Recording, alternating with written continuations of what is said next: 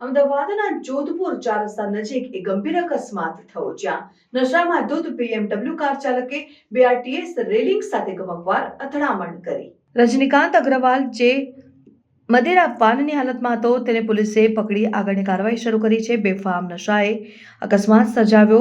પ્રત્યક્ષદર્શીઓ મુજબ BMW car અત્યંત ઝડપી ગતિએ ચાલતી હતી અને અચાનક કાબુ ગુમાવતા BRTS કોરિડોરની રેલિંગ સાથે અથડાઈ।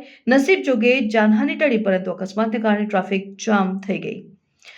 પોલીસે ડ્રાઈવરને હિરાસતમાં લીધો। ઘટના સ્થળે પહોંચેલી અમદાવાદ ટ્રાફિક પોલીસે રજનીકાંત અગ્રવાલની અટકાયત કરી અને બ્રેથ એનાલાઇઝર ટેસ્ટમાં વધુ પ્રમાણમાં દારૂ પીધેલો હોવાનો ખુલાસો થયો। પોલીસે તેને કસ્ટડીમાં લઈ કાયદેસરની કાર્યવાહી હાથ ધરી। આ ઘટના શહેરમાં વધતા નશામાં ડ્રાઇવિંગના કેસો માટે ચિંતાજનક સંકેત છે। ટ્રાફિક વિભાગે લોકોને નિયમોનું પાલન કરવા અને આવા ગેરબસતા ગુનાઓ અટકાવવા ચેતવણી આપી છે।